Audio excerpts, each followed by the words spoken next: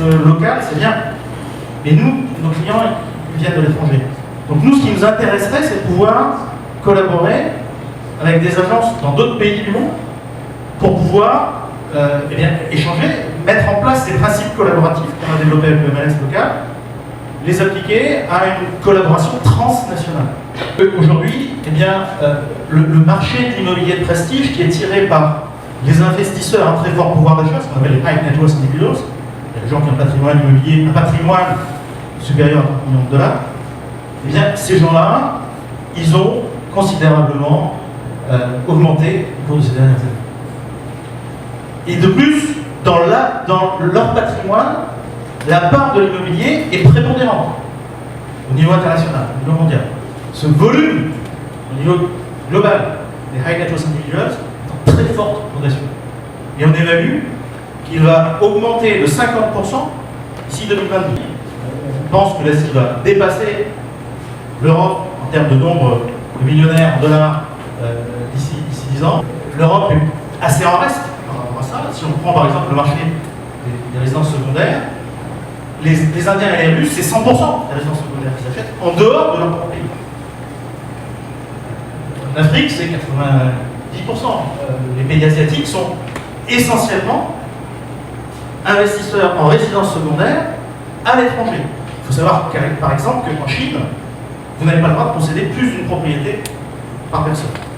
Là où hier, on avait des flux d'investisseurs assez bien identifiés, donc en termes de stratégie, d'organisation de l'agence et de communication de l'agence, c'était relativement facile.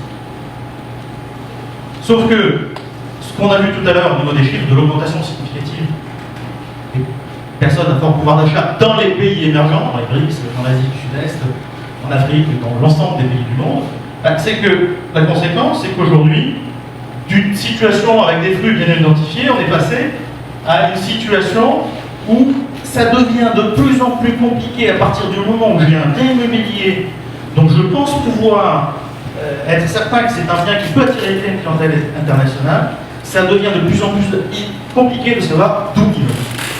Vraiment, c'est un message que je voudrais faire passer cet après-midi. C'est au moins aussi important d'attirer des acheteurs étrangers que de se poser la question comment je peux accompagner mes propres clients, à moi que j'ai aujourd'hui ici, dans mon portefeuille de clientèle, dans leur problématique d'investissement étranger. D'abord, il ne faut pas chercher à faire des quantités. Il faut cibler.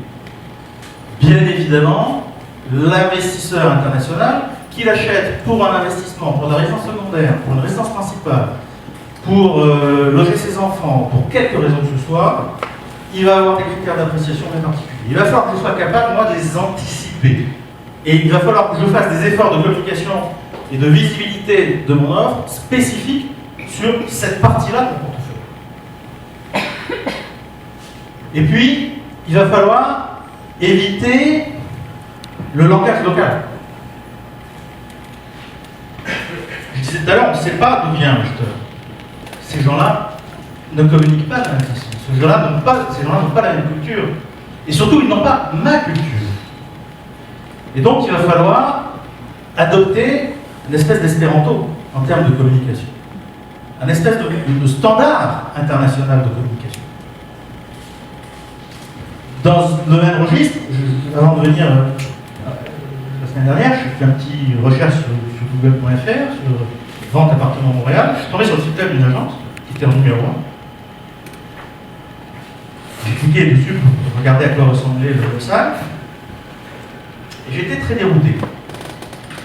J'ai été très dérouté parce que je cherchais le moteur de recherche. Je cherchais le moteur de recherche sur le site web. Et j'ai mis un grand moment à le trouver. Parce que le moteur de recherche, il était nommé « Rechercher une inscription ». Qu'est-ce que ça veut dire inscription? J'ai mis un moment à comprendre que inscription, c'était la traduction de francophone de l'homistis listing que nous, Français, on n'utilise absolument pas. Nous, on recherche une propriété, on recherche un mandat éventuellement, on recherche un bien. On ne recherchera jamais une inscription.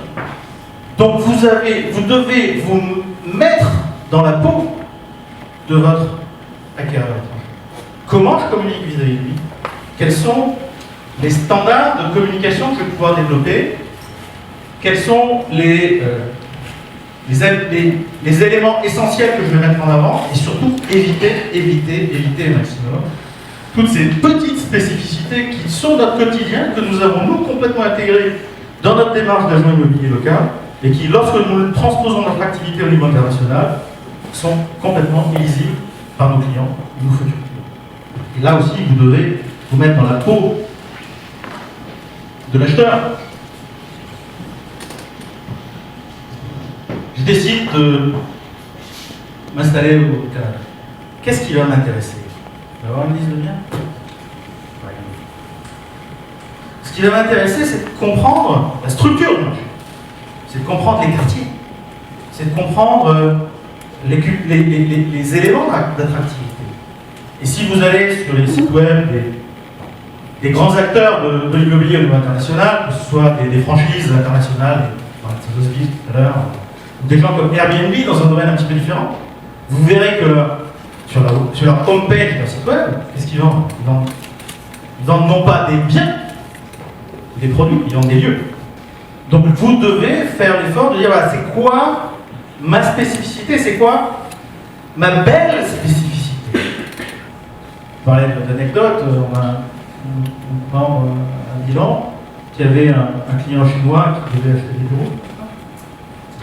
Et il lui propose dans un immeuble deux bureaux différents, un qui correspondait pile poil à son projet, son budget, etc. Et puis un autre qui correspondait un peu moins. Il était sûr qu'il allait les vendre le premier. Et finalement, il a acheté le second qui correspondait moins bien à son projet, à son budget. Pourquoi? Parce que le premier était au 4e étage. Le chiffre 4, 4 c'est la mort. Oubliez. Il n'a même pas visité. L'aspect le plus important, c'est que vous soyez capable de vous inscrire dans une dynamique qui consiste à communiquer vis-à-vis de vos clients actuels, de vos vendeurs essentiellement, locaux, sur le fait de dire, écoutez, moi maintenant, si demain matin, vous avez un projet d'investissement international, parlez-moi d'abord. Je suis votre interlocuteur. Pourquoi? Parce que je me suis inscrit moi-même dans une démarche de développer le business à l'international. Et donc ça, c'est quelque chose que vous allez devoir faire, c'est d'apprendre à communiquer vis-à-vis de vos clients actuels sur le fait que je suis susceptible de vous accompagner dans votre projet d'investissement à l'étranger. Je suis susceptible de vous aider dans la détermination de vos motivations d'achat et dans la connaissance des marchés sur lesquels vous allez pouvoir investir. Adressez-vous à moi, j'ai l'information. Et si je ne l'ai pas, je vais aller la chercher. Je vais aller la chercher parce que j'appartiens à un réseau professionnel international. CGMNS existe aujourd'hui, c'est un réseau international qui est représenté aujourd'hui par une petite centaine d'agences immobilières dans 21 pays au monde, dont très fièrement Nathalie Clément ici à Montréal. Notre travail est celui d'aller chercher des professionnels qui ont tout d'abord cette volonté de s'inscrire dans cette démarche de collaboration. Mais c'est surtout des professionnels qui ont une très forte maîtrise de leur propre marché, tout d'abord. Des professionnels qui ont une très bonne réputation à niveau local, mais qui ont aussi justement la capacité de s'adresser à des clients étrangers et d'échanger avec des confrères un peu partout dans le monde. Donc c'est un fil rouge qui relie un peu partout dans le monde les professionnels qui se sont inscrits dans cette démarche de collaboration à l'international pour avoir effectivement un réseau sous la main. Donc avant d'aller chercher ailleurs, je vais chercher d'abord dans le grand panier Prestige M&S parce que, effectivement, comme disait Nathalie, je suis sollicitée pour on demande sur un marché que je ne connais pas. Peut-être que je n'ai pas envie de proposer quelqu'un à un client qui m'est fidèle si je ne le connais pas. Je le fais via Prestige M&S parce que je sais que mon collègue, mon confrère, partage ma même vision. Par contre, on revient sur ce mot qui est l'engagement. Le B2B fonctionne seulement si on a la volonté à que ça marche. C'est pas quelque chose que j'achète, je mets là et j'attends que ça me rapporte à la fin de l'année un résultat. Ça ne peut pas marcher comme ça.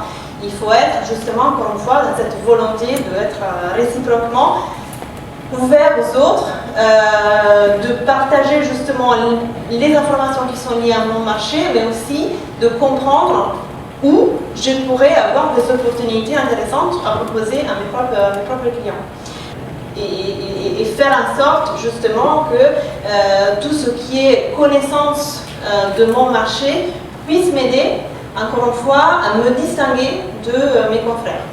Aujourd'hui, on a ce produit qui a une belle réalité. On est passé, je dirais, à la phase de belle réalité, c'est pas seulement un projet. On a bien évidemment l'ambition de grandir encore et j'espère que les Québécois et les agents immobiliers de Montréal pourront nous aider dans cette vision de la profession d'agent immobilier. Voilà. Merci à tous.